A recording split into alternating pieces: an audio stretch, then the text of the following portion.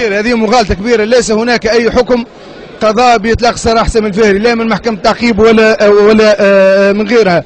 وإذا كان تلقاو ثم حكم صادر بإطلاق سراح سامي الفهري من محكمة التعقيب تفضلوا معناها جيبوه، علما أن محكمة التعقيب مش من اختصاصها لا إطلاق سراح ولا إصدار بطاقة إيداع. محكمة التعقيب لا علاقة لها بتنفيذ الأحكام، ولا علاقة لها بتنفيذ بطاقات الإيداع، ولا علاقة لها بتنفيذ بطاقات الإفراج. ولكن القول والحديث عنه محكمة التعقيب اتخذت قرارا ولا حكمت باطلاق سراح سامي الفهري، هذه مغالطه كبيره ومغالطه خطيره اختارها بعض الناس لمحاوله معناها التغطيه على المشكله الحقيقيه.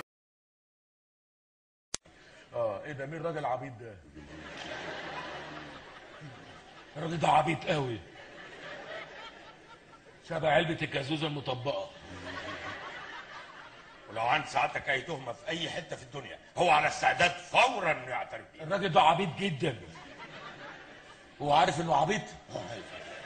والحكومه عارفه انه عبيط؟ يعني مكتوب في الباسبور عبيط؟ مكتوب طبعا. وفصيله الدم ابيته؟